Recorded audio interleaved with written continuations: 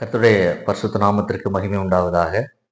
மத்தேயு 11வது அதிகாரம் 29வது வசனம். நான் சாந்தமும் மனத்தாழ்மையுமாய் இருக்கிறேன். என் நுகத்தை உங்கள் மேல் ஏற்றுக்கொண்டு என்னிடத்தில் கற்றுக்கொள்ளுங்கள். அப்பொழுது உங்கள் ஆத்துமாக்களுக்கு இளைப்பாறுதல் கிடைக்கும். நம்முடைய ஆத்மா இந்த உலகத்தை விட்டு போகும் பொழுது அது இளைப்பாறுதலுக்கு நேராக கடந்து செல்ல வேண்டும். அதாவது பரலோக ராஜ்யத்தை அது சுதந்திரித்துக் கொள்ள வேண்டும். அதற்கு இயேசு கிறிஸ்து சொல்லக்கூடிய சட்ட திட்டம் என்னவென்றால், அதற்கு முதல் வசனம், அதாவது 28வது வசனம், வருத்தப்பட்டு பாரம் சுமக்கிறவர்களே, நீங்கள் எல்லாரும் என்னிடத்தில் வாருங்கள், நான் உங்களுக்கு இளைப்பாறுதல் தருவேன். வருத்தப்பட்டு பாரம் சுமக்கிறவர்களே, நீங்கள் எல்லாரும் என்னிடத்தில் வாருங்கள் என்று இயேசு கிறிஸ்து சொல்லுகிறார். அதாவது இயேசு கிறிஸ்துவே வழியும் சத்தியமும் ஜீவனுமாய் இருக்கிறார். அவரை அன்றி பிதாவினிடத்தில் ஒருவரும் வரான் என்று வேதம் சொல்லுகிறது. அப்போ அவரே வழி, அவரே சத்தியம். நம்முடைய ஆத்மாவானது ரட்சிப்புக்கு நேராக, இளைப்பாறுதலுக்கு நேராக கடந்து செல்வதற்கு இயேசுவே சத்தியமும் வழியுமாக இருக்கிறார். அவருடைய இரத்தத்தை யார் விசுவாசிக்கிறார்களோ, அவருடைய இரத்தத்தினாலே நான் ரட்சிக்கப்படுவேன் என்று யார் விசுவாசிக்கிறார்களோ, அவர்களுடைய ஆத்மா அந்த இளைப்பாறுதலுக்கு நேராக கடந்து போகிறது.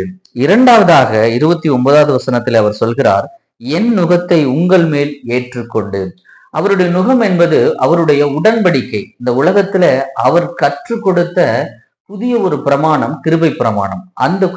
அவர் கற்றுக் கொடுத்த, கற்பித்த அந்த புதிய பிரமாணமாகிய கிருபை பிரமாணத்தை நுகமாக, அதாவது ஒரு உடன்படிக்கையாக ஏற்றுக்கொள்ளுங்கள் என்று இரண்டாவதாக அவர் சொல்கிறார். அதாவது அவருடைய வார்த்தைகள், கற்பனைகளை யார் கைகொள்கிறார்களோ அவர்கள் இளைப்பாறுதல், அவருடைய ஆத்மாவானது இளைப்பாறுதலுக்கு நேராக கடந்து போகிறது. மூன்றாவதாக என்னிடத்தில் கற்றுக்கொள்ளுங்கள். அவர் இயேசு கிறிஸ்து இந்த உலகத்திலே வாழும்போது, அவர் இந்த உலகத்திலே எப்படி வாழ வேண்டும் என்பதற்கு அவர் ஒரு எடுத்துக்காட்டாக வாழ்ந்தார். நமக்கே தெரியும், அவர் ஞானஸ்தானம் போய் யோவான் ஸ்நானகனிடத்திலே ஞானஸ்தானம் பெறுகிறார்.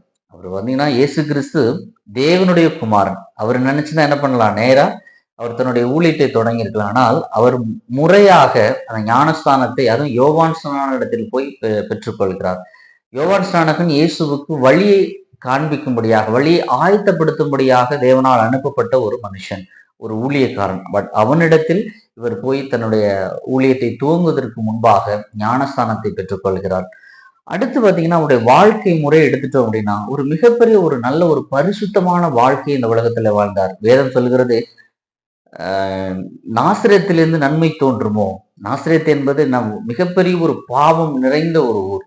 அப்படிப்பட்ட ஒரு பாவம் நிறைந்த ஊர்ல ஒரு நன்மை தோன்றுமோ. அப்படிப்பட்ட ஒரு பாவம் நிறைந்த ஊர்ல ஒரு நன்மை செய்கிறவராக, அதாவது பாவம் இல்லாத சுத்தக்கண்ணனாக ஒரு பரிசுத்தமான வாழ்க்கையை அவர் வாழ்ந்து இந்த உலகத்திற்கு ஒரு எடுத்துக்காட்டான வாழ்க்கை வாழ்ந்து கொண்டார். அது இயேசு கிறிஸ்துவிடத்திலே கற்றுக்கொள்ளுங்கள் என்று அவர் சொல்கிறார். அவர் எப்படி இந்த உலகத்திலே தான் வாழ்ந்து காட்டிய இந்த வாழ்க்கை முறை, அவர் இந்த உலகத்திலே மற்றவர்களுக்கு போதித்த முறை, அவரை பற்றி சுருக்கமா ஒரு வசனம் அப்போஸ்தலர் சொல்லப்பட்டிருக்கிறது.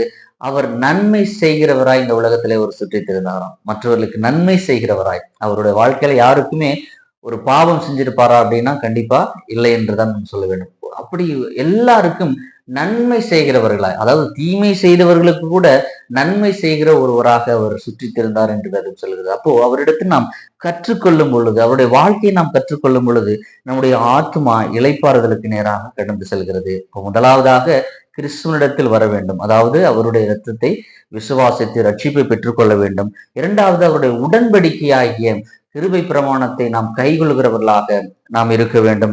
மூன்றாவதாக அவர் வாழ்ந்த ஒரு வாழ்க்கை முறையை கற்றுக்கொண்டு அதை நாம் கடைபிடிக்கிறவர்களாக இருக்கும் பொழுது நம்முடைய ஆத்மாவானது இளைப்பாறுதலுக்கு நேராக கடந்து செல்கிறது. ஹல்லேலூயா, ஆமென்.